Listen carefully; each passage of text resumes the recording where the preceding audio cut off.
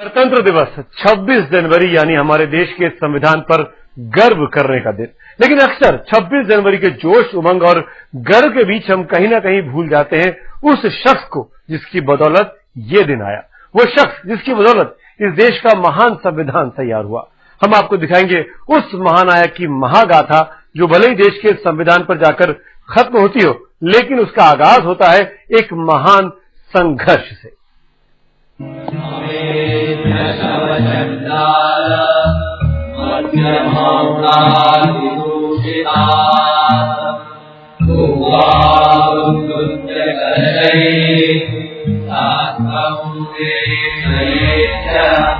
हम लोग कोई अमर नहीं हो जाएंगे पानी पीने से उस तालाब का, लेकिन हमारा ये कदम साबित करेगा कि हम लोग भी इंसान हैं।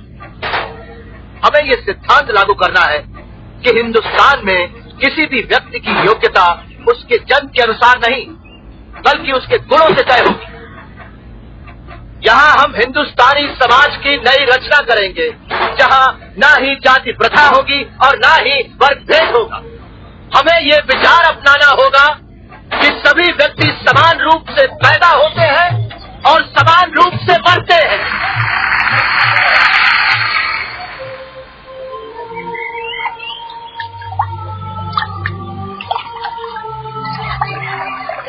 साल 1927, महाड़ का चावदार तालाब। हजारों हाथों तालाब का चिन्ह पानी घूंट बनकर गले के नीचे उतर गया। लेकिन ये सब प्यास बुझाने के लिए नहीं था। सदियों तक जिन्होंने भेदभाव का कड़वा घूंट पिया था, वो लोग आज इस पानी के एक घूंट से हर कसैले स्वाद को मिटा रहे थे। उस रोज ये चावदार तालाब सचमुच लोगों के लिए गंगा से भी ज्यादा पवित्र हो गया था, जिन्हें अब तक सिर्फ तिरस्कार मिला था। और इस गंगा को महाड़ की धरती पर लाने वाला भगीरथ था डॉक्टर भीमराव बाबा साहेब अम्बेडकर।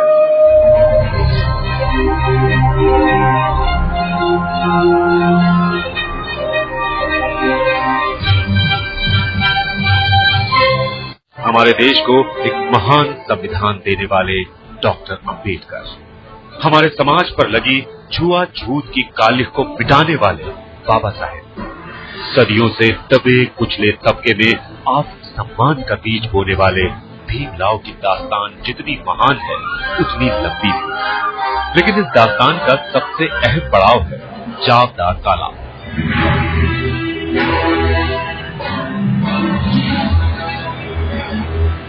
वो 1920 का दौर था। छुआछूत और भेदभाव पूरे चरम पर था, और ऐसी ही एक मिसाल थी ये महाड़ का चावदार तालाब।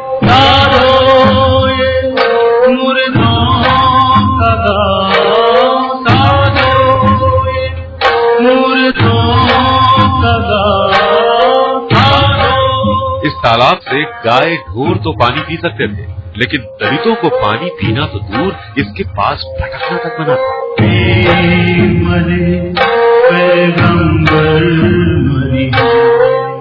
उस पर पानी लेने का अधिकार जो कानून से मिला था, लेकिन जिस पर अमल नहीं होता था, वो उन्होंने अमल करवाया। बाबा साहेब आगे आगे थे और हजारों लोगों का काफिला उनके पीछे चावदार तालाब पहुंच गया। इसके बाद वो हुआ जो इससे पहले हिंदुस्तान के इतिहास में कभी नहीं हुआ था। पहली बार दबे कुचलों और पीड़ितों ने अपना हक दर्ज कर दिया था।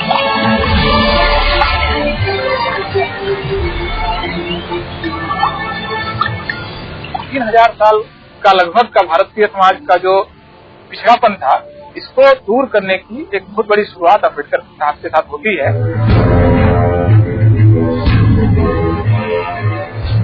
तालाब का पानी पीना तो एक शुरुआत भर थी। अम्बेडकर एक और नई क्रांति करने वाले थे, और इसके लिए उनका अगला ठिकाना था नासिक का कालाराम मंदिर। यहाँ दलित मंदिर में प्रवेश नहीं कर सकते थे, लेकिन अब अम्बेडकर ने इस कुप्रथा को मिटा देने का फैसला कर लिया था।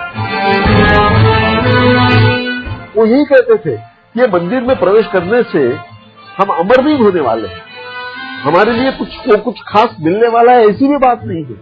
और मंदिर में प्रवेश हम नहीं करेंगे तो हम मरने वाले भी नहीं है। लेकिन मुद्दा ये है कि मंदिर में प्रवेश करना ये मेरा हक है। अम्बेडकर ने मंदिर में प्रवेश के लिए सत्याग्रह शुरू किया। धर्म के ठेकेदारों ने मंदिर के दरवाजे बंद कर दिए। लेकिन जो हार जाए फिर वो भीमराव अम्बेडकर कैसा? लड़कर ही सही बाबा साहेब ने वो हक भी हासिल कर लिया जिससे सदियों से धर्म के नाम पर सताए लोग वंचित। तालाब का पानी पीना हो या मंदिर में प्रवेश, बाबा साहेब का ये संघर्ष आने वाले समय में हिंदुस्तान की तकदीर बदलने वाला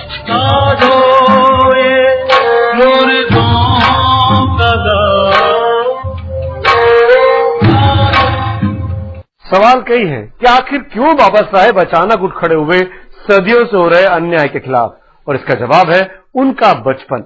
वो बचपन जिसपे हर कदम पर भीम को महसूस हुआ कि दुनिया उसे उसके गुणों से नहीं बल्कि उसके जन्म से तौलती है, और इसी बचपन में भीम ने खाई इस समाज को बदल डालने की कसम। एक दिन एक छोटा सा बच्चा नदी किनारे बाल कटवाने के लिए गया, लेकिन बाल काटने वाले ने उसे मना कर दिया। वो भैंस के बाल तो काट सकता था, लेकिन उसके नहीं। यही था छोटे भीमा की जिंदगी का पहला सबक। लेकिन ये तो बस शुरुआत थी। कबीर कहे ये जग अंधा, कबीर कहे ये जग अंधा। वो तारीख थी 14 अप्रैल 1891। मध्य प्रदेश के इंदौर शहर के करीब महू में हुआ भीमा का जन्म। उसके पिता रामजी सकपाल ब्रिटिश फौज में सूबेदार मेजर थे, लिहाजा उन्होंने अपने बच्चों खासकर छोटे भीमा की शिक्षा पर खास जोर दिया। लेकिन जिस समाज में इंसान की परख उसके गुण से नहीं बल्कि उसकी जाति से होती हो, वहाँ भीमा के लिए शिक्षा हासिल करना बेहद मुश्किल था। उनके बाल्यकाल की बात है कि एक बार बैलगाड़ी से जा रहे थे किसी डेस्टिनेशन के ऊपर, और बैलगाड़ी वाले को पता लग गया कि दलित, उसने उतार दिया। तो स्कूल में भी जैसे कि उनको पीछे बैठना पड़ता था, नल की टोटी कोई और खोलता था तब पानी पीते थे। भीमा को कई बार क्लास से बाहर बैठकर पढ़ना पड़ता, कई बार प्यासा रहना पड़ता, यहाँ तक कि उन्हें संस्कृत भी नहीं लेने दी गई, क्योंकि कोई शिक्षक उन्हें देवताओं की भाषा कैसे सिखा सकता था। लेकिन सब ऐसे नहीं थे। भीमा के एक ब्राह्मण शिक्षक महादेव अम्बेडकर उन्हें हमेशा आगे बढ़ने की प्रेरणा देते, यहाँ तक कि एक दिन उन्होंने भीमराव के नाम के आगे सकपाल हटाकर अपना सरनेम अम्बेडकर दे दिया, और यहीं से भीमा का नाम पड़ा भीमराव अम्बेडकर। 1907 में मैट्रिक की परीक्षा पास करने के बाद भीमराव ने मुंबई के एल्फिंस्टोन कॉलेज में दाखिला ले लिया। वो ऐसा करने वाले पहले दलित छात्र थे। 1912 में डिग्री पूरी करने के बाद अम्बेडकर के जीवन में सबसे अहम मोड़ आया। इस बार उनकी मदद के लिए आगे आए बड़ौदा के राजा सयाजीराव तृतीय। बड़ौदा नरेश उनकी मदद के लिए आ गए।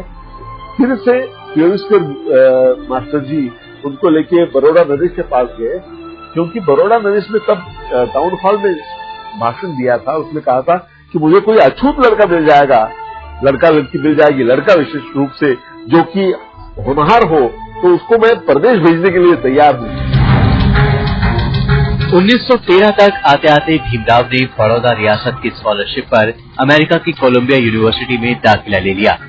भीमराव के लिए यही पढ़ाई अब उनका सबसे बड़ा हथियार बनने वाली थी। बाबा साहब ने संविधान तो इस देश को दे दिया, लेकिन एक नई क्रांति लाने के पहले ही उन्हें रोक दिया गया, और इसके बाद शुरू हुई एक ऐसी लड़ाई जिसने पूरे हिंदुस्तान की सोच को हिला कर रख दिया। बाबा साहेब की सेहत गिरती जा रही थी।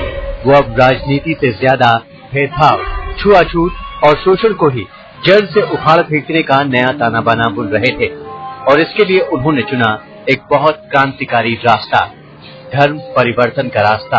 हिंदू धर्म की सीमाओं से उनका जब मोह भंग होता है तो वो बाकी धर्मों का अध्ययन करते हैं। वो अमृतसर भी जाते हैं और स्वर्ण मंदिर जाकर वहाँ पर सिख धर्म के बारे में भी जानकारी इकट्ठा करने की कोशिश करते हैं, बाकी धर्मों का भी अध्ययन करते हैं। और आखिर में उन्हें लगता है कि बौद्ध धर्म एक ऐसा धर्म है जहाँ पर उनको जो समानता का तत्व है वो सबसे प्रबल रूप में है।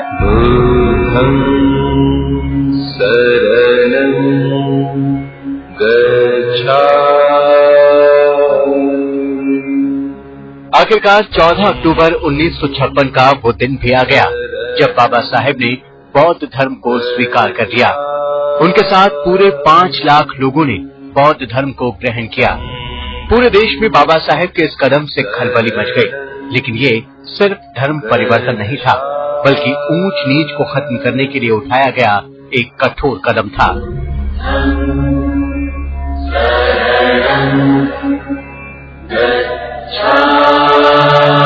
अगर हम हर एक आदमी को मानवीय हक देना चाहते हैं तो उसके लिए वो हिंदू धर्म में रह के वो मिलने वाला नहीं है। उसके लिए धर्म छोड़ के बाहर जाना पड़ेगा। डॉक्टर भीमराव अंबेडकर के जीवन का उद्देश्य पूरा हो गया था।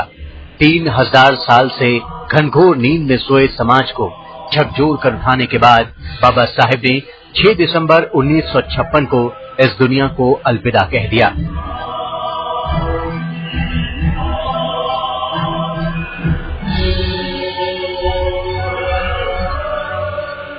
उनके अंतिम संस्कार में लोगों की भीड़ मुंबई की सड़कों पर उमड़ आई। पूरे बौद्ध रीति रिवाज से उनका अंतिम संस्कार किया गया और उनकी चिता को साक्षी मानकर 10 लाख नए लोगों ने बौद्ध धर्म को स्वीकार किया।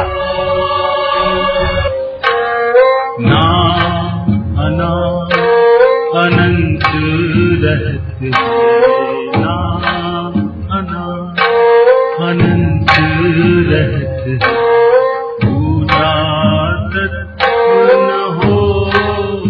सदियों की गुलामी के बाद हिंदुस्तान आजाद तो हो गया, लेकिन आजादी को हमेशा कायम रखने के लिए संविधान तैयार करने की चुनौती अब सामने थी और इस चुनौती को स्वीकार किया बाबा साहेब अंबेडकर ने। मैं यहाँ पर संविधान की अच्छाइयाँ गिनाने नहीं जाऊंगा, क्योंकि मुझे लगता है कि संविधान कितना भी अच्छा क्यों न हो, वो अंततः बुरा साबित होगा अगर उसे इस्तेमाल में लाने वाले लोग बुरे हों। और संविधान कितना भी बुरा क्यों न हो, वो अंततः अच्छा साबित होगा अगर उसे इस्तेमाल में लाने वाले लोग अच्छे। देश को महान संविधान सौंपते समय बाबा साहेब ने यही कहा था और सच ही कहा था, क्योंकि देश को नया, ताकतवर और महान संविधान देने के लिए बाबा साहेब ने दिन रात एक किया था। उन्होंने लोकतंत्र को मजबूत बनाया तो नागरिकों की आजादी का भी पूरा ख्याल रखा। धार्मिक स्वतंत्रता को पुख्ता बनाया तो छुआछूत और भेदभाव जैसी बुराइयों को नष्ट करने के लिए कानून भी बनाए। इतना ही नहीं, सदियों से दबे कुचले लोगों को आगे लाने के लिए आरक्षण की व्यवस्था भी की। तो आप किसी व्यक्ति की कामयाबी या नाकामयाबी इस बात से तौलिए कि वो समाज उनको कहाँ पर रखता है। भारतीय दलित या भारतीय वंचित और पिछड़े वर्ग के लोग अगर आज अंबेडकर को अपने सिर पर बैठाते हैं तो आप इस बात को समझ सकते हैं इन सारे लोगों की बेहतरी के लिए, भलाई के लिए उन्होंने कितना बड़ा काम किया। और ये बड़ा काम सिर्फ दलितों और पिछड़ों के लिए नहीं, बाबा साहेब ने सिर्फ दलितों का ही नहीं बल्कि हर गरीब हिंदुस्तानी का संविधान में ख्याल रखा। आज हिंदुस्तान के 121 करोड़ लोगों की सबसे बड़ी ताकत है उनका महान संविधान, और इस संविधान के हर पन्ने पर झलकती है बाबा साहेब की काबिलियत और दूरदर्शिता।